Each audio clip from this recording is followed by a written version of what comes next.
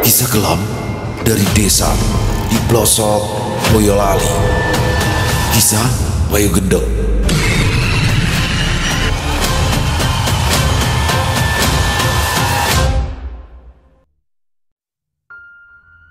Dalam kerbangan malam, sayup-sayup terdengar suara langkah kaki yang berjalan bersama-sama di jalan desa yang gelap dan berbatu. Langkah kaki mereka terdengar tergesa dan hanya diterangi oleh cahaya lentera yang temaram. Sesekali cahaya bulan yang menerobos dedaunan ikut menerangi langkah mereka. Mereka adalah rombongan Bayu bersama para warga yang berjalan tergesa menuju ke rumah Padarto, yang mana di rumah itulah Ningrum selama ini tinggal. Berita dari Yuni yang mengatakan bahwa Ningrum sedang mengamuk karena kesurupan membuat langkah-langkah mereka tergesa penuh kecemasan. Sesampainya di depan rumah, Yuni langsung membimbing Bayu dan para warga menuju ke kamar Ningrum. Tangannya sedikit gemetar saat memutar knop pintu di kamar Ningrum. "Ayo cepet, di dalam sini," ucap Yuni, nadanya panik. Begitu pintu kamar itu terbuka, pemandangan mengerikan langsung menyambut mereka. "Astagfirullah!" teriak para warga serempak. "Ibu!" jerit Yuni histeris. "Sum, walah sum, sum!" teriak Padarto nyaris berubah menjadi raungan ketika melihat sosok istrinya. Di tengah kamar, Ningrum telah membungkuk di atas tubuh busum, kepalanya menunduk, rahangnya menggigit leher perempuan parubaya itu seperti hewan buas yang tengah mengoyak mangsa. Darah mengucur deras dari leher busum membasahi kain daster putih Ningrum yang kini berubah merah. Cairan merah itu juga mengalir menuruni dagu dan menetes ke lantai membentuk genangan mengerikan. Mulut Ningrum penuh darah segar, menetes-netes seperti habis meminum darah langsung dari sumbernya. Sedangkan mata busum terbuka lebar, membelalak tanpa fokus, hanya tersisa putihnya saja. Kulit wajahnya memucat seperti mayat. Tubuhnya kaku, tak lagi bergerak. Namun yang lebih menyeramkan lagi adalah tatapan Ningrum. Tatapan matanya tajam tak berkedip menatap lurus ke arah para warga. Tatapannya mirip hewan buas yang begitu liar. Dia terus menatap para warga sambil masih menggigiti leher busum. Dia terlihat tidak takut, tidak merasa bersalah, seolah tak peduli dengan para warga yang mengerubungi. Para warga berdiri mematung, tubuh mereka membeku, tak mampu bergerak, mulut mereka terkunci oleh rasa ngeri. Bayu yang pertama kali sadar dari keterpakuan langsung menerjang ke depan. Ia meraih tubuh Ningrum dan menariknya kuat-kuat hingga gigitan gadis itu terlepas dari leher busum. Suara sobekan daging yang koyak terdengar samar, menjijikan. "Padarto, cepat bantu istrimu!" teriak Bayu sambil terus mendekap tubuh Ningrum yang kini meronta seperti kesetanan. Padarto berlari menghampiri tubuh istrinya yang kini tergeletak di lantai berlumuran darah. Dengan tangan gemetar, ia menekan luka di leher yang menganga lebar, mencoba menghentikan aliran darah yang terus membanjir tanpa henti. Tapi sia-sia, darah itu tak berhenti, mengalir deras seperti air mancur. "Sum, jangan mati, Sum. Bangun, Sum, bangun!" Isaknya Parau mengguncang-guncang tubuh istrinya yang sudah membeku. Tangis Darto pecah, mencabik-cabik kesunyian kamar. Air mata dan darah bercampur di tangannya. Sementara itu Yuni yang tak sanggup lagi menyaksikan semua itu seketika ambruk. Matanya terpejam, wajahnya pucat.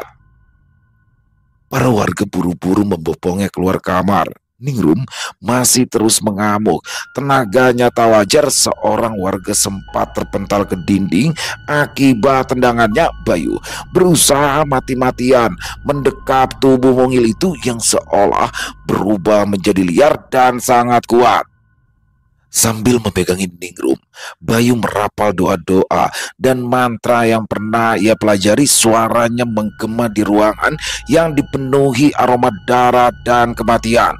Keringat bercucuran dari wajahnya, tapi dia masih terus berusaha untuk menyadarkan gadis itu makhluk yang merasuki tubuh Ningrum. Seolah tak mau menyerah, dia masih terus melawan dengan kekuatan yang cukup besar. Keluar kamu, makhluk sialan, pekik Bayu. Namun Ningrum tampak tak peduli.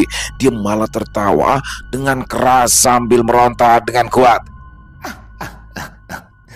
Aku tidak akan keluar, akan kuhabisi kalian semua, ancamnya. Bayu semakin kesal setelah mendengar hal itu. Terlihat wajahnya mengeras dan tampak semakin serius. Beberapa warga lain ikut membantu memegangi tangan dan kaki Ningrum. Tubuh gadis itu menggeliat seperti ular, matanya berputar-putar tak tentu arah, mulutnya berkomat kamit dalam bahasa yang tak bisa dikenali. Hingga akhirnya setelah Ningrum dipegangi dengan kuat oleh para warga, Bayu melepaskan pegangannya di tubuh Ningrum. Lalu ia mengambil posisi berjongkok di depan gadis itu, meraih lehernya dan menatap Ningrum dengan tatapan tajam penuh amarah.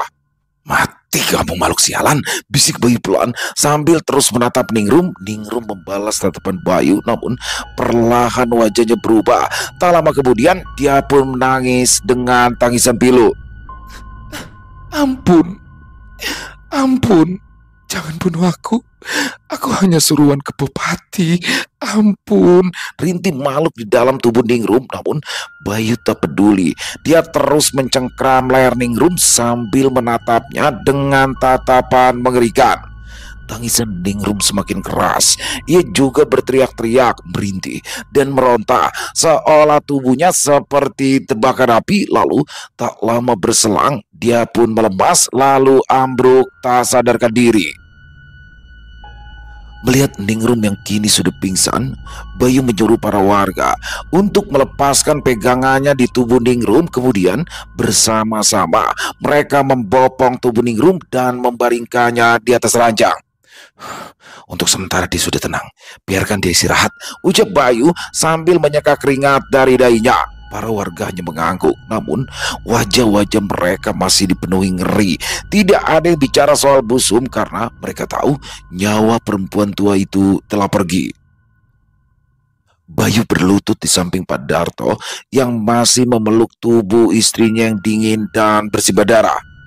Sabar Pak, kita semua kecolongan, tapi saya janji saya akan selesaikan semua ini.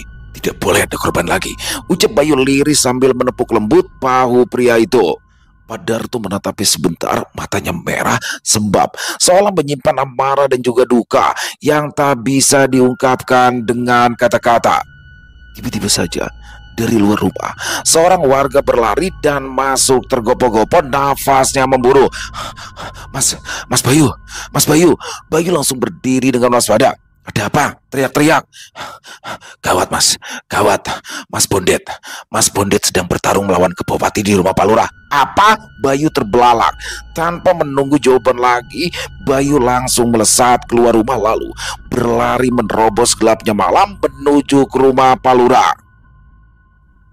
Sementara itu di rumah Pak Lurah, Bondet dan Nandar masih saling berhadapan dalam pertarungan yang semakin brutal. Tak satu pun di antara mereka yang menunjukkan tanda akan menyerah. Keduanya tampak sama-sama kuat, seperti dua binatang buas yang bertarung dengan liar, seolah hanya kematianlah yang bisa mengakhiri pertarungan mereka. Dentingan senjata mereka mencabik-cabik keningan malam, seperti petir yang membelah langit. Parang dan keris beradu dalam kecepatan tinggi, mengukir percikan api yang singkat namun menegangkan. Udara di sekitar mereka terasa bergetar karena energi dan kemarahan yang saling bertubrukan. Nandar menyerang dengan beringas. Parangnya berkelebat cepat mengoyak udara dengan suara mengerikan. Tebasannya ganas seperti ingin mencabik musuh hingga berkeping. Namun Bondet tak kehilangan ketenangannya. Dia menghindar dan menangkis dengan akurat. Tiap gerakan dihitung dengan cermat. Di balik tatapannya yang tajam tersimpan kesabaran dan pengendalian diri yang mengagumkan, karena dia tahu satu celah bisa menjadi air. Nandar tidak berhenti. Dia menebas dan menebas beruntun, cepat dan semakin liar. Bondet bertahan, terus bertahan, matanya mengamati gerakan musuh mencari titik lemah. Nandar yang semakin gencar menyerang akhirnya terpancing dengan gaya bertarung Bondet. Dalam sepersekian detik, dia melangkah tanpa perhitungan. Bondet melihat celah kecil di pertahanannya dan boom! Sebuah tendangan keras meluncur dari Bondet dengan cepat dan bertenaga, menghantam tepat di dada Nandar. Tubuh makhluk berkepala kerbau itu melayang, terhempas keras ke tembok kayu. Suara benturan menggema ketika tubuh Nandar menghantam tembok hingga roboh dan berserakan. Nandar terduduk, bersandar di reruntuhan, nafasnya memburu. Bondet berdiri tegak tak jauh darinya, dadanya naik turun mengatur nafas, namun matanya tetap waspada. "Lumayan juga kemampuanmu, Bara," ucap Nandar sambil menyeringai. "Pantas guru begitu membanggakanmu." "Dan juga bocah gendeng itu." Wajah Bondet mengeras. "Jangan pernah sebut Kiseno sebagai gurumu lagi," bentaknya. "Kau sudah mencoreng nama besar Padepokan Singolawu. Kau tak pantas menyebut dirimu sebagai muridnya." Nandar tertawa penuh ejekan. "Geli sekali aku mendengar ucapanmu. Baiklah Bara, aku akan buktikan bahwa aku yang selama ini kalian anggap lemah akan menghancurkan kalian semua." Dengan geram, Nandar bangkit.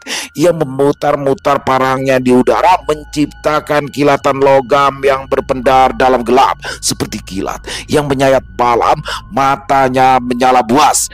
"Terima ini brengsek!" Parang itu dilemparkan dengan kekuatan penuh, terbang melesat cepat mengoyak udara seperti peluru maut yang menuju jantung Bondet. Namun Bondet tak gentar. Dia bersiap, tangannya menggenggam erat keris ketip itu, matanya fokus menatap kilatan parang yang semakin dekat. Tapi saat senjata itu hampir sampai, sesuatu yang janggal terjadi. Parang itu berbelok keluar dari lintasannya dan justru meluncur ke arah Palura yang berdiri tak jauh dari sana. Pria parubaya itu tidak menyadari jika mau tengah menghampiri. Mata Bondet membelalak. Sial, desisnya.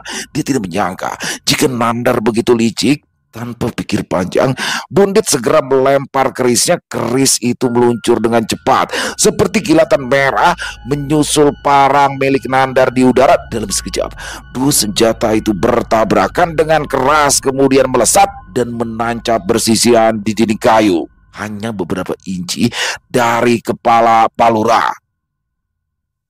Palura tertegun, wajahnya pucat, nafasnya tercekat. Dia menoleh, menatap Bondet dengan sorot penuh syukur. Bondet membalas dengan anggukan singkat, namun belum sempat ia bernafas lega. "Mas Bondet, awas!" teriak Palura panik. Bondet spontan menoleh. Terlambat. Nandar sudah menerjang seperti banteng liar, tanduknya mengarah lurus ke tubuh Bondet. Pemuda itu tak sempat menghindar. Salah satu tanduk Nandar menghujam perutnya. Jup! Ujung salah satu tanduk Nandar menancap ke perut Bondet. Bondet menahan teriakan, tubuhnya terhuyung, namun kedua tangannya sigap memegang tanduk itu agar tak menembus lebih dalam. Darah mulai mengalir membasahi pakaiannya. Ia meringis menahan nyeri yang menggigit. Sial, aku lengah, gumamnya dengan nafas yang berat. Akan kukoyak perutmu, Bara, cibir Nandar, matanya penuh kemenangan. Desis Bondet sekuat tenaga. Ia menahan dorongan kepala Nandar yang mencoba terus menusuk. Dia tahu jika tak segera bertindak, maka tanduk itu akan mengoyak isi perutnya. Bondet menarik nafas dalam. Ia menurunkan pusat gravitasi tubuhnya, mengeraskan otot kakinya, menghimpun kekuatan di lutut kanan. Lalu sebuah hantaman keras dari dengkul Bondet menghantam rahang Nandar. Suaranya menggema seperti kayu pecah. Kepala Nandar terangkat, tubuhnya terpental ke belakang, jatuh terguling sejauh beberapa meter. Bondet terhuyung ke belakang, tangannya menekan perut yang kini banjir darah. Darah yang terus-menerus keluar sedikit banyak mempengaruhi konsentrasinya, sedangkan Nandar perlahan bangkit dari reruntuhan kayu yang menimpanya. Meskipun tendangan Bondet tadi sangat kuat, namun itu belum cukup untuk menumbangkan Nandar. Justru kini Nandar yang seolah di atas angin, senyum mengembang di bibirnya ketika ia melihat Bondet yang sudah mulai limbung karena darah yang terus mengucur di lukanya. Nandar sudah bangkit berdiri, menatap Bondet dengan tatapan licik penuh kemenangan. Akan kuakhiri pertarungan ini dengan ajian lembu sekilan, dan kau pasti mati, Bara. Serunya percaya diri. Bondet yang masih memegangi lukanya kembali bersiap menata pertempuran. Sesaat dia merasakan pandangannya kabur dan berbayang, namun dia mencoba untuk tenang dan kembali memfokuskan diri dalam pertarungan. Dadanya naik turun mengatur nafas dan bersiap mengeluarkan ajiannya untuk menahan ajian milik Nandar. Ajian lembu sekilan sangat berbahaya. Jika aku lengah, pukulan itu bisa membunuhku dengan sekejap. Aku harus menahan ajian itu dengan ajian lebur sakti, gumam Bondet di dalam hati. Kini Nandar mengepalkan tangan tinggi-tinggi ke udara. Seketika angin berembus kencang, menerbangkan benda-benda kecil dan serpian kayu di sekitaran mereka. Langit yang gelap tiba-tiba bergetar oleh kilatan petir yang menyambar-nyambar, dan setiap kilatan itu menerangi wajah Nandar yang kini tampak buas dan liar. Di tangan kanannya, cahaya merah mulai menyala terang, berpendar seperti bara api yang menyulut amarah. Ajian lembu sekilan, ilmu pamungkas yang ditakuti banyak pendekar, telah bangkit dalam kepalan tangan itu. Melihat hal itu, Bondet segera merapatkan kaki, bersiap dalam posisi kuda-kuda. Ia menarik nafas dalam-dalam, lalu mengepalkan tangan kanan dengan penuh tenaga. Cahaya putih kebiruan mulai memancar dari sana, mengisyaratkan bahwa ajian lebur sakti miliknya sudah terbangkitkan. Angin berputar mengitari tangannya, membentuk pusaran yang menggetarkan udara di sekelilingnya. Ajian warisan Seno yang butut itu tidak akan sanggup menahan kekuatan lembu sekilan milikku. Bersiaplah untuk mati, Bara, bentak Nandar dengan suara menggelegar. Kemudian tanpa basa-basi lagi, ia melesat secepat kilat, membelah udara dan langsung mengarah pada Bondet. Modar kau, Bara, teriaknya sambil mengayunkan pukulan bertenaga penuh ke arah dada Bondet. Bondet memandangi serangan itu dengan mata yang tajam. Sekilas raut wajahnya menampakkan keraguan. Ya, dia tahu betul kekuatan ajian lebur sakti miliknya tak sebanding dengan ajian lembu sekilan. Tapi dia berharap paling tidak ajian itu bisa meredam sebagian besar kekuatan pukulan Nandar, sehingga dia tidak akan langsung mati ketika berbenturan dengan ajian milik Nandar. Angin dari pukulan Nandar terasa menusuk. Cahaya merah dari tangannya makin menyilaukan. Bondet mengepalkan tangan lebih kuat, bersiap untuk menahan serangan itu. Namun sebelum kedua ajian itu bentrok, sebuah bayangan hitam melesat dengan cepat dari sisi gelap ruangan. Dalam satu gerakan memutar, bayangan itu menendang kepala Nandar dengan keras hingga tubuhnya terlempar menghantam dinding kayu di belakang. Dinding itu langsung hancur berantakan. Bondet terpaku, namun sebelum ia bisa bereaksi lebih jauh, bayangan itu melayang dengan ringan dan mendarat tepat di sampingnya. Wasu, kamu gelut sendirian gak ngajak-ngajak? Cok, wedus, teriak sosok itu dengan suara familiar. Ya, pemuda itu ternyata adalah Bayu. Bondet hanya tersenyum, wajahnya pucat, nafasnya masih memburuh. Yowes, sekarang giliran kamu, Bay. Aku capek banget, ucapnya lirih sambil duduk lemas di atas lantai. Bayu mengangguk santai. Yowes, tutupi lukamu itu, waktunya ganti pemain. Tiba-tiba reruntuhan kayu berguncang. Dari balik puing, Nandar bangkit dengan wajah penuh amarah. Terlihat asap putih mengepul dari moncongnya yang mendesis keras. Bajingan, berani-beraninya kamu mengganggu pertarungan kami. Sial, teriaknya marah. Bayu tertawa keras. Dasar sapi busuk, kamu bikin onar di kampung orang. Ya wajar dong kalau harus berurusan denganku. Maju sini, tak sembelih sekalian buat kurban. Bondet menoleh dengan wajah cemas. Dia itu Nandar, Bay, bisiknya lirih. Mata Bayu membelalak. Nandar? Jangan bercanda, Det. Bocah itu kan lemah. Dia nginjek tai kebu aja nggak hancur. Masa iya dia bisa ngalahin kamu? Bajingan, kalian meremehkanku lagi, teriak Nandar. Ya gimana ya, Kalau emang kamu nandar, beneran nandar, ya emang dari dulu kamu lemah. Dan sekarang kau jadi pembunuh pun gak keren. Masa pembunuh kepalanya sapi? Orang izin kowe, harusnya kepala macan atau ya paling gak singa gitu. Lah ini sapi, bah jelek banget, sumpah. Ejek Bayu sambil terkekeh. Ejekan Bayu membuat amaran Nandar semakin memuja. Nandar melesat ke arah Bayu. Dia menghujamkan pukulan dan tendangan beruntun, tapi Bayu mampu menghindar dengan lincah. Dia melenting ke arah samping menunduk dan memutar tubuhnya seperti menari-nari dalam pertarungan. Setiap serangan Nandar hanya menebas angin dan sia-sia belaka. Kemudian ketika Bayu melihat sebuah kesempatan, Bayu dengan cepat menyapu tanah dengan tendangan rendah. Seketika kaki Nandar terseret oleh tendangan Bayu dan tubuhnya oleng. Melihat tubuh Nandar yang terseimbang dalam sepersekian detik, Bayu langsung menendang dadanya keras-keras, membuat tubuh Nandar terpelanting dan terguling beberapa kali di tanah. Nandar meraung parah. Ia kembali berdiri dan mengangkat tangannya ke langit. Cahaya merah kembali menyala di tangannya. Kini dia kembali mengeluarkan ajian lembu sekilan. Kali ini mati kau bocah gendeng, teriaknya lantang. Bayu bersedekap menatapnya dengan bosan. Lah, kelamaan ngumpulin tenaganya, aku udah gak sabaran, cok. Lalu Bayu pun melesat dan dalam sekejap Bayu sudah tepat di depan wajah Nandar.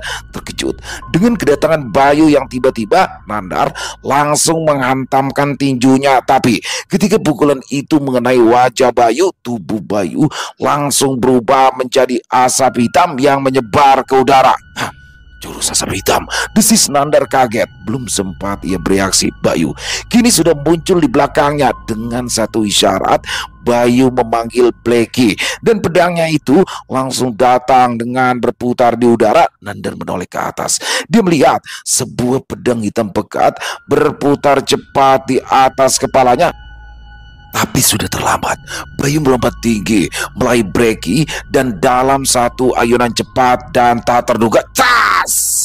Kepala Nandar terbengkal. Kepala kerbau itu melayang di udara lalu jatuh menggelinding. Hanya beberapa meter dari tempat Pak Lurah berdiri, Bundit dan Pak Lurah terpaku. Tak menyangka kebupati yang mereka takuti selama ini bisa dikalahkan dengan semudah itu oleh Bayu. Pak Lurah menatap kepala itu. Terlihat tatapan mata kepala kerbau itu gosong. Mulutnya menganga seperti hendak berteriak namun tak bersuara. Akhirnya selesai juga, gumam Bondet.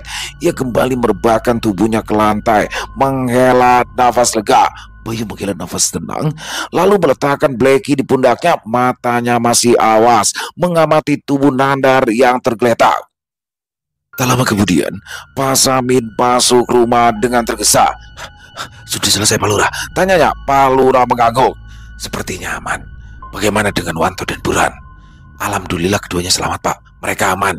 Namun sebelum mereka bisa bernafas lega, mata dari kepala kerbau yang tergeletak itu tiba-tiba saja bergerak. Lalu kepala itu terangkat perlahan dan melayang di udara.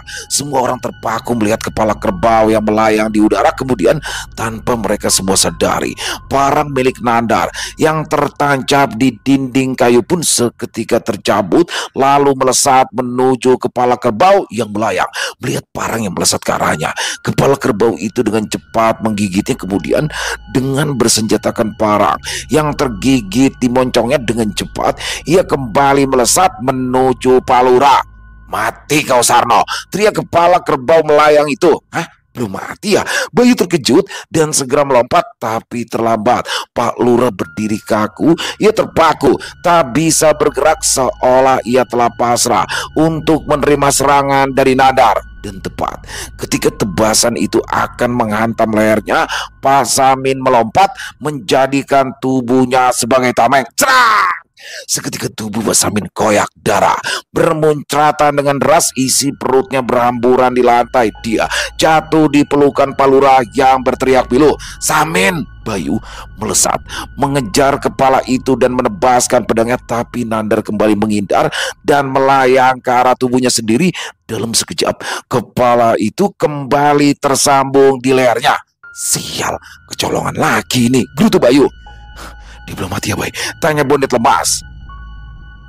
Pak Lurah masih memeluk tubuh Pak Samin yang kini meregang nyawa, tangisnya pecah di keningan malam. Aku takkan mati semudah itu, teriak Nandar. Nyawaku sudah terikat dengan nyawa Ningrum. Selama gadis itu masih hidup, aku takkan bisa mati. Mau kalian potong tubuhku berkali-kali, aku akan bangkit kembali. Kalian harus membunuhku dan Ningrum secara bersamaan agar aku bisa mati, dan kalian tak akan pernah sanggup melakukan hal itu. Kalian boleh menganggapku lemah, tapi aku bukan orang yang bodoh. Dan setelah aku membunuh Wanto dan Burhan, maka kekuatanku akan sempurna. Setelah berkata seperti itu, sosok itu pun melesat keluar dari rumah dengan tawa menggelegar lenyap dalam kegelapan malam. Tunggu bajingan, kabur lagi, teriak Bayu yang langsung melesat mengejar Nandar. Namun tak lama berselang, dia pun kembali ke rumah Pak Lurah dengan tangan yang nampak. Sial, laki-laki koyo gini, wedus, umpat Bayu kesal. Sedangkan Bondet masih terbaring lemah dan Pak Lurah duduk termenung, matanya menatap kosong ke arah jasad Pak Samin yang terbujur kaku di lantai. Melihat semua orang-orang yang seolah kehilangan semangat, Bayu pun meletakkan Blacky di lantai, lalu duduk bersandar di dinding rumah. Sesaat mereka bertiga hening dalam senyap. Tak ada satupun kata yang terucap. Semua orang membisu dan merasa bersalah dengan apa yang telah terjadi. Dua nyawa melayang begitu saja malam itu, dan si pembunuh masih melenggang dengan tenang di luar sana. Bayu menatap sekilas ke arah Pak Lurah yang masih duduk dengan tatapan kosong. Maaf Pak Lurah, kami gagal menangkapnya. Saya juga minta maaf karena kami datang ke desa ini bersama pembunuh itu. Aku nggak nyangka kalau dia ternyata adalah Nandar. Padahal dia dulu itu lemah loh. Tapi aneh, kenapa sekarang dia bisa kuat ya? Sungguh, kekuatan iblis penghuni Arcapada itu tidak bisa diremehkan, karena mereka bisa merubah seseorang yang lemah menjadi sekuat itu dalam waktu yang singkat. Sial, gumam Bayu pelan. Pak Lurah masih menatap dengan tatapan kosong, namun dia juga menyimak ucapan Bayu.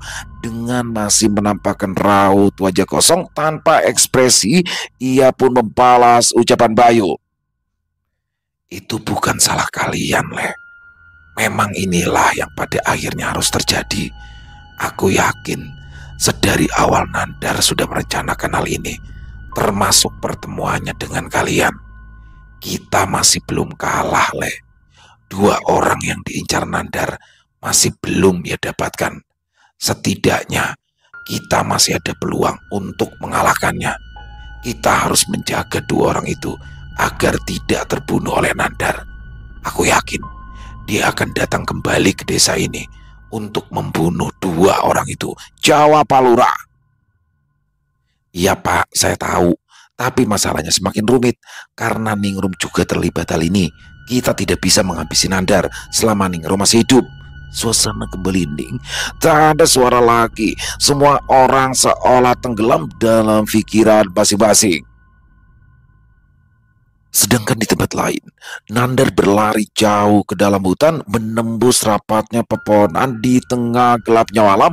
Nafasnya menderu, namun dia terus memacu kecepatannya hingga pada akhirnya ia berhenti di tepi sungai yang aliran airnya terdengar nyaring dalam keheningan. Dia berjongkok di tepi sungai, menciduk air menggunakan telapak tangannya, lalu mengusapkan air itu ke wajahnya. Perlahan tangannya mengusap dari mulai wajah hingga lehernya yang beberapa saat lalu terpenggal oleh tebasan pedang Bayu. Tangannya tampak bergerak-gerak mengelus leher masih sedikit. Terasa dia menganjal di sana, namun tak ada luka yang terlihat. Leher dan kepalanya telah menyambung dengan sempurna. Hampir saja aku modar. Untung saja Jian Jirat Sukma menyelamatkanku, gumamnya dalam hati. Memang Nandar telah mengikat sukmanya dengan sukma Ningrum, sehingga dia tak bisa mati selama Ningrum masih hidup. Bisa dikatakan Nandar dan Ningrum adalah satu kesatuan yang tak terpisahkan. Keduanya harus dibunuh secara bersamaan agar mereka bisa tewas. Nandar memang merencanakan hal ini agar ia tak mudah untuk dibunuh oleh musuhnya, meskipun efek dari ajian ini adalah mengurangi kekuatannya. Namun, semua efek itu bisa hilang jika ia telah mencapai kesempurnaan, yaitu ketika dia mampu membunuh dua keturunan pendekar yang tersisa sehingga membuat Mahesa Gatra mewariskan seluruh kekuatan kepadanya. Nandar kemudian melompat menyeberangi sungai.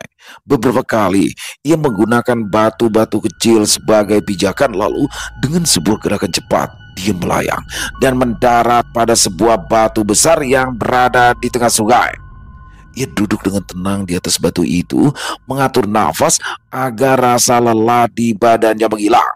Pertarungannya dengan Bondet dan juga Bayu sedikit banyak telah menguras energinya. Setelah tubuhnya mulai rileks, kemudian ia merebahkan diri di batu besar itu.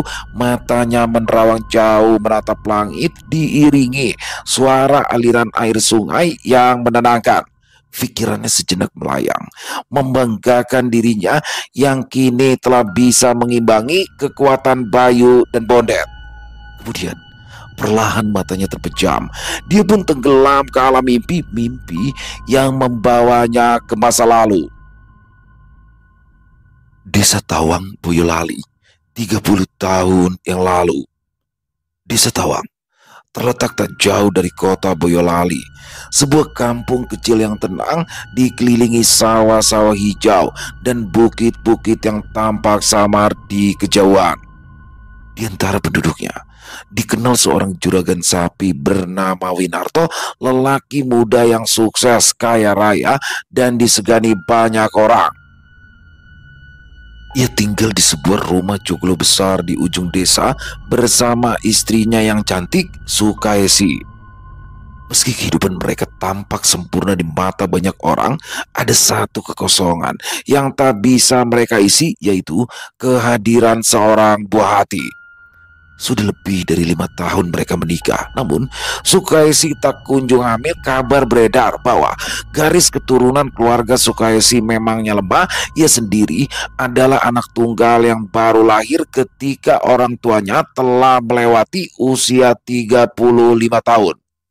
Meski demikian, Winarto tetap mencintainya tanpa syarat. Mereka tetap berharap, tetap berdoa, dan tetap mencoba meskipun belum ada tanda-tanda kehadiran buah hati. Suatu pagi yang cerah, Winarto melakukan perjalanan ke sebuah desa di pedalaman Boyolali. Dia hendak membeli beberapa ekor sapi dari peternak lokal yang dikenal unggul.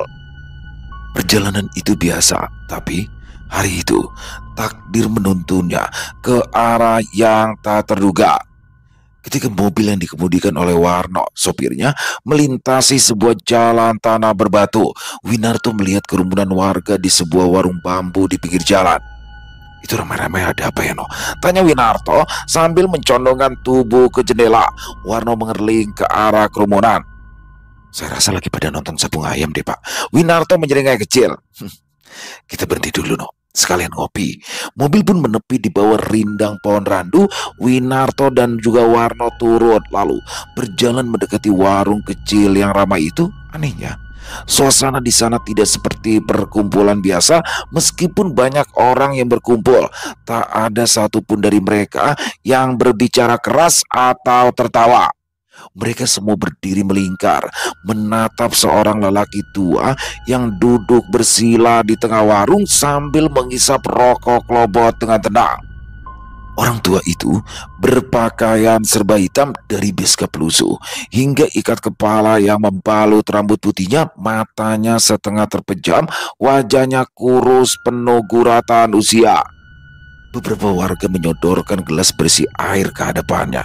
Sang kakek meniupkan sesuatu ke dalam gelas itu sambil bergumam pelan. Penasaran, Winarto menghampiri seorang pria di pinggir kerumunan. Permisi, Pak. Kakek itu siapa ya? Dan kenapa semua orang mengerumuninya? Pria itu menoleh cepat, wajahnya penuh antusias. Dia itu Mbah Mangun, dukun paling sakti di daerah sini. Orangnya itu sulit sekali ditemui. Kadang bertahun-tahun itu tidak ada kabar. Nah, tiba-tiba saja muncul seperti hari ini. Dukun? gumam Winarto. Iya, tapi bukan sembarang dukun. Dia itu bisa menyembuhkan penyakit, membantu orang yang kesusahan, dan yang paling banyak dicari orang, dia itu bisa membantu pasangan yang sulit memiliki keturunan. Dan dia itu tidak meminta bayaran. Winarto semakin tertarik. Apa benar dia sehebat itu? Hah, saya sendiri sudah buktiin, Pak, jawab pria itu cepat. Istri saya 10 tahun gak bisa hamil. Bahkan kata dukun beranak di desa saya, istri saya itu mandul. Tapi setelah saya bertemu dengan Mbah Mangun, ia hanya memberikan segelas air. 3 bulan kemudian istri saya hamil, dan sekarang anak kami sudah berusia 1 tahun. Winarto terdiam dalam hatinya. Ia merasa jika ini bukanlah satu kebetulan. Dia menatap kembali ke arah sang kakek yang masih tenang di tengah kerumunan. Tanpa berpikir panjang, Winarto menyusup ke tengah kerumunan warga, memberikan jalan saat melihat penampilan yang rapi dan juga berwibawa. Kini dia berdiri tepat di hadapan Mbah Mangun. Maaf Mbah, perkenalkan, nama saya Winarto, dan saya ingin... Belum selesai ia berbicara, Mbah Mangun membuka mata dan memotong dengan cepat. Kamu ingin punya anak kan? Winarto terbelalak. Ada sesuatu yang dalam tatapan mata tua itu yang menusuk hatinya. Ia mengangguk perlahan. Iya Mbah, saya dan istri saya sudah lama mengharapkannya. Apakah Mbah bisa bantu? Mbah Mangun tidak segera menjawab. Ia memejamkan mata sejenak lalu menghela nafas dengan pelan. Agak berat untuk kukatakan padamu, Le. Loh, kenapa ya, Mbah? Katakan saja, Mbah. Saya siap mendengar dan saya berjanji tidak akan marah ataupun tersinggung, ujar Winarto cepat.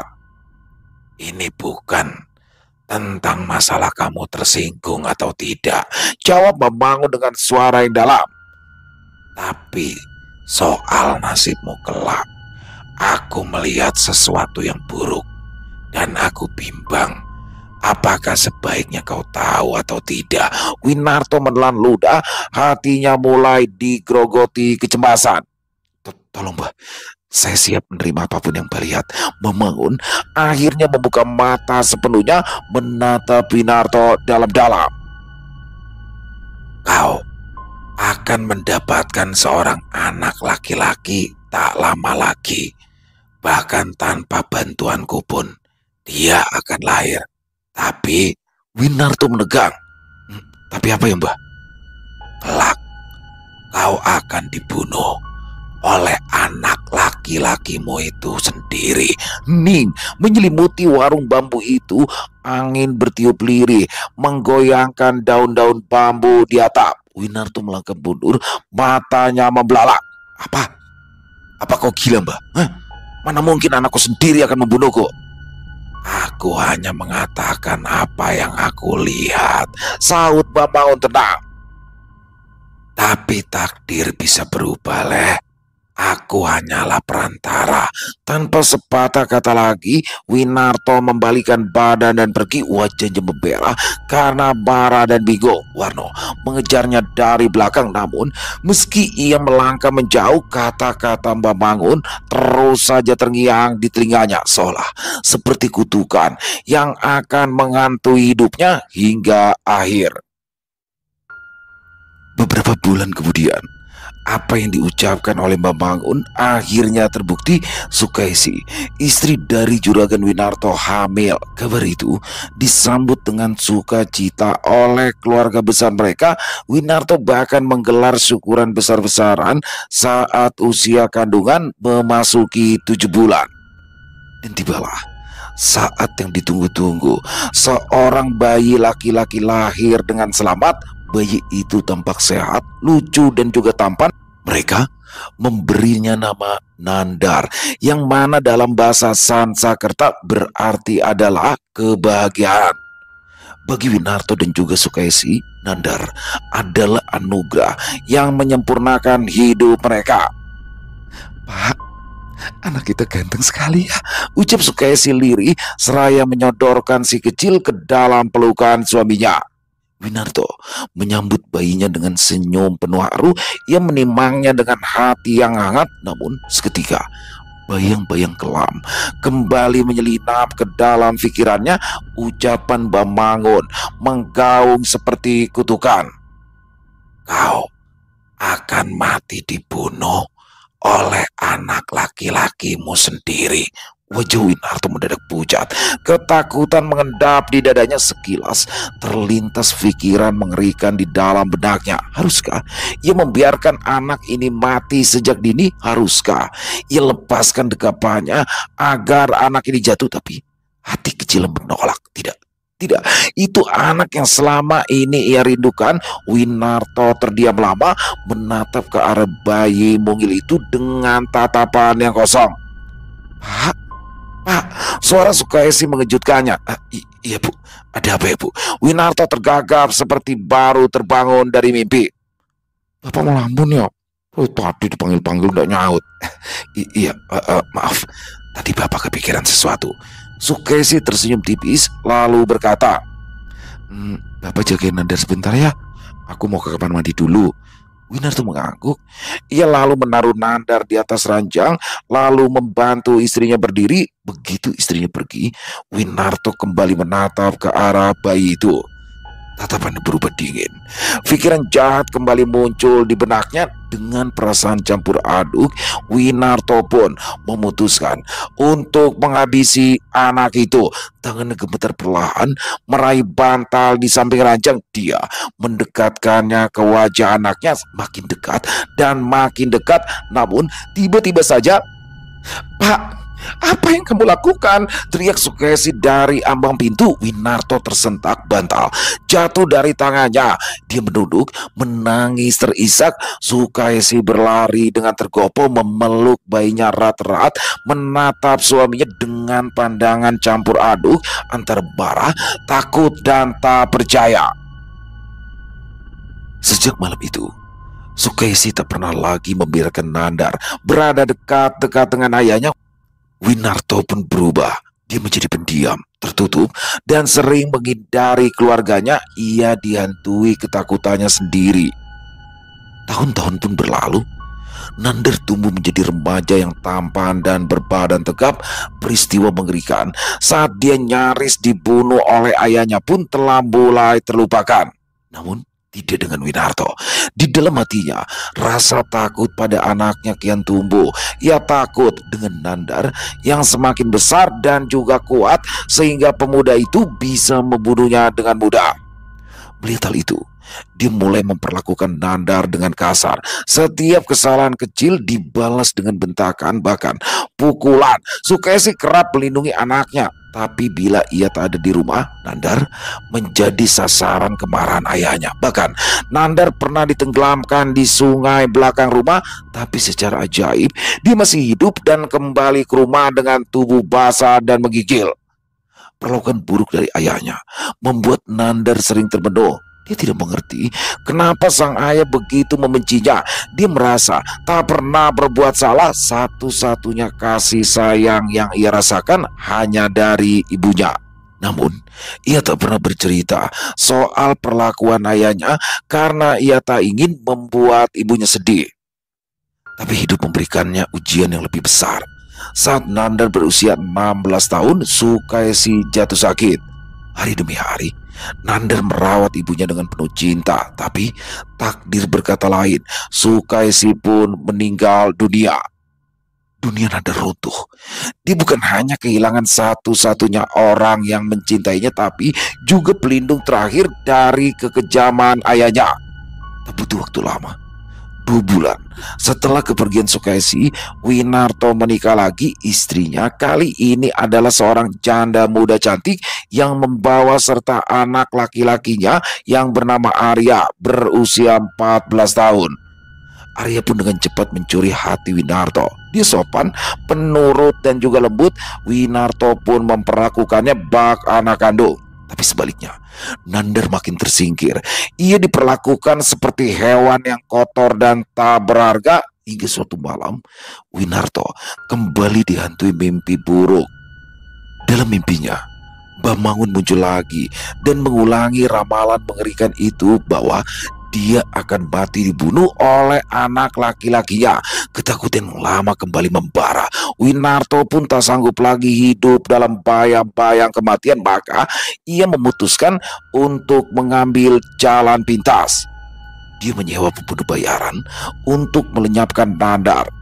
Suatu hari, Winarto memanggil Nandar dan menyuruh Nandar untuk ikut dengan 2 orang suruhannya mengambil sapi di sebuah desa. Nandar menurut. Meski hatinya diliputi kecurigaan, ia pun ikut ke dalam mobil bersama 2 pria suruhan ayahnya. Namun, perjalanan itu bukan menuju desa yang dituju, melainkan ke arah hutan. Mobil berhenti di jalan setapak. Tanpa peringatan, Nandar diseret keluar, ia dipukuli, ditendang, dan akhirnya ditusuk di perut dengan sebilah parang. Tubuhnya yang lemas dilemparkan ke dalam jurang. Tapi ajal ternyata belum menemuinya. Tubuh Nandar tersangkut di dahan pohon, dan secara kebetulan di bawah pohon itu terdapat seorang petapa yang sedang duduk bersila. Dia adalah Kiseno, guru dari Padepokan Singolawu. Kiseno kaget saat melihat tubuh Nandar yang menggantung lemah. Ia segera memanjat dan membawa pemuda itu turun, lalu menyembuhkannya dengan ajian penyembuh. Lagi-lagi Nandar begitu beruntung karena memang Kiseno bukanlah orang sembarangan. Dia memiliki ajian penyembuh yang sedikit banyak bisa menyelamatkan nyawa Nandar. Setelah mengalirkan ajian penyembuh, Kiseno pun membawa Nandar ke Padepokan Singolawu. 2 hari kemudian, Nandar sadar dan mulai pulih. Di Padepokan Singolawu, ia pun berkenalan dengan Bayu, Bondet, dan murid-murid lainnya. Namun, Kiseno di sini merasakan sesuatu di dalam diri Nandar, yaitu sebuah aura kegelapan yang sangat kuat. Maka ia memutuskan untuk tidak mengajarkan Nandar ilmu silat ataupun ilmu kanuragan. Nandar hanya diberikan tugas untuk membersihkan halaman, memasak dan mencuci, dan membantu pekerjaan dapur. Hari-hari berlalu, rasa iri mulai tumbuh di hati Nandar. Ia merasa tidak dihargai karena tidak diajari ilmu silat dan kanuragan. Suatu sore, saat sedang menyapu halaman, emosinya memuncak. Ia melemparkan sapunya dan masuk ke dalam aula utama. Maaf Ki, kenapa saya tidak diajari ilmu silat atau kanuragan? Apa salah saya? Semua murid Anda ajari, tapi saya tidak. Sehingga mereka semua menganggap jika saya adalah orang lemah. Suaranya tajam penuh amarah. Kiseno menatapnya dengan tenang. Senyum lembut menghiasi wajahnya. Leh, hatimu dipenuhi dendam, dan kini ditambah oleh rasa iri. Ilmu kanuragan bukan untuk orang yang hatinya kotor oleh kebencian. Tujuanmu belajar hanya satu kan? Yaitu membalas dendam pada ayahmu, bukan? Buang semua rasa dendammu, baru aku akan mengajarimu silat dan kanuragan. Tapi, apakah guru merasakan bagaimana penderitaan saya selama ini? Sedari kecil, saya diperlakukan buruk oleh bapak saya. Bahkan dia ingin membunuh saya, Ki. Bagaimana mungkin saya tidak dendam padanya? Leh, sekarang kan kamu sudah berpisah dengannya. Kamu telah aman di sini. Jadi buat apa kamu menyimpan dendam? Bagaimanapun, dia adalah ayah kandungmu. Lebih baik doakan kebaikan untuknya agar dia berubah. Aku tidak ingin ilmuku digunakan untuk sebuah kejahatan. Lupakan semua dendammu dan bersihkan hatimu. Barulah setelah itu aku akan mengajarimu ilmu silat dan kanuragan, jawab Kiseno dengan tenang. Nandar terdiam. Ucapan Kiseno bagai tamparan keras. Dia pun tak berani membantah lagi ucapan sang guru dan memilih diam untuk merenungkan ucapan gurunya. Selesai. Wow, luar biasa kisah Bayu Gendeng, kisah dari Mas Zaki Aisar. Sekali lagi Mas Zaki Aisar membuktikan konsistensinya nih, jadi tiap minggu terus kita dikirimi kisah Bayu Gendeng sesuai dengan permintaan dari teman-temannya. Bagaimana di sini Jagal Kebopati? Berarti sudah 3 kali nih, 3 part untuk Jagal Kebopati ini. Dan di episode kali ini betul-betul menegangkan. Bondet tusuk perutnya tuh sama tanduknya Jagal Kebopati, dan bagaimana ternyata sosok Nandar ini terikat dengan sosok Ningrum. Jadi kalau teman-teman jeli nih di episode pertamanya, dari satu keluarga Ningrum, hanya Ningrum yang tidak dihabisi. Ternyata entah alasannya apa ya, mungkin apa wetonnya, kita juga belum tahu nih apa karena wetonnya atau karena apanya. Ada kesamaan antara Nandar dan Ningrum sehingga di situ Ningrum tidak dihabisi dan diikat. Jadi kalau ingin membunuh Jagal Kebopati harus membunuh Ningrum juga. Dan bagaimana di sini sudah lepas kepalanya tapi bisa kembali lagi kayak punya ilmu rawa rontik ya teman-teman ya. Dan di sini ajian Lembu Sekilan. Wah, ini adalah ajian legendaris dari tanah Jawa teman-teman ya. Kalau sepengetahuan saya, Lembu Sekilan itu kan sekilan sejengkal ya, jengkal ya, sejengkal. Jadi salah satu ilmu kebal, sebenarnya bukan kebal, tapi ketika musuh menebas atau menusuk, itu selalu jaraknya 1 jengkal dari badan. Jadi perasaan udah pasti kena, tapi ternyata nggak kena. Tapi di sini saya juga baru tahu ya bahwasanya ajian Lembu Sekilan juga bisa untuk serangan mematikan, luar biasa sekali. Di sini jadi banyak pengetahuan, dan yang paling keren dari Mas Zaki Aisar menurut saya adalah penggambaran situasi pertarungannya itu berbeda sekali dengan cerita-cerita lain ya teman-teman, yang actionnya apa ya, actionnya Bayu Gendeng ini kalau menurut saya lebih dapat feel-nya, keren banget, apalagi ditambah dengan ciri khas Bayu yang mana pada akhirnya Bayu mengeluarkan senjata andalanya Blacky, wah, pedang 1000 arwah. Wah, jadi buat teman-teman mungkin yang bingung, kok dia tiba-tiba manggil Blacky apa? Itu pedang 1000 arwah, yang mana pedang itu didapatkan dari Eyang Hanggareksa. Jadi teman-teman buat yang mungkin baru bergabung bisa mengikuti pedang 1000 arwah milik Bayu Gendeng. Keren banget kisahnya, dan buat Mas Zaki Aisar terima kasih, ditunggu lagi untuk kelanjutannya minggu depan, dan semoga kisah barusan bisa menghibur teman-teman semua para pecinta penikmat horor misteri, lebih khususnya lagi kepada para subscriber dari channel Ilo Bercerita. Dan buat teman-teman yang mungkin punya komentar lain, punya pendapat lain, bisa menuliskan di kolom-kolom komentar, ataupun hanya sekedar saling menyapa, insya Allah kami akan menjawab satu persatu. Buat teman-teman yang suka dengan videonya, bisa diklik tombol like-nya, tombol jempolnya, boleh juga dibantu di-share ya link videonya ini ke teman-teman yang lain, agar juga ikut merasa terhibur. Dan buat teman-teman mungkin yang baru bergabung atau yang sudah lama bergabung, tapi ternyata lupa nih, belum diklik tombol subscribe ya, yuk. Bisa diklik dulu tombol subscribe channel Ilo Bercerita, jangan lupa lonceng notifikasinya juga dinyalakan, agar teman-teman selalu mendapatkan notifikasi dari konten-konten yang akan kami upload selanjutnya. Dan untuk channel Ilo Bercerita kami upload setiap hari teman-teman ya, setiap malam jam 9 malam waktu Indonesia bagian Barat. Dan oh ya, buat teman-teman yang mungkin punya kisah horor misteri ya, yang dianggap dari kisah nyata yang berdasarkan pengalaman pribadi, apabila mungkin berkenan untuk dibawakan di channel kami, silakan bisa mengirimkannya ke nomor telepon kami yang ada di sini. Kirimannya bebas, boleh dalam bentuk tulisan, boleh dalam bentuk rekaman suara, pokoknya senyamannya teman-teman aja. Dan buat teman-teman yang sudah mengirimkan kisah, kami ucapkan terima kasih. Buat teman-teman yang sudah mengirimkan kisah tapi belum sempat untuk dibawakan, harap bersabar ya, karena memang harus melalui proses penggarapan dulu agar nanti bisa lebih dinikmati oleh teman-teman yang lain. Di akhir kata, saya Ilo mengucapkan permohonan maaf apabila mungkin dalam pembawaan kisahnya barusan ada kata-kata saya yang salah, ataupun ada kata-kata saya mungkin yang kurang berkenan. Saya mohon dibukakan pintu maaf yang seluas-luasnya. Sampai berjumpa lagi di konten-konten kami selanjutnya yang pasti tidak kalah serunya, pasti tidak kalah horornya.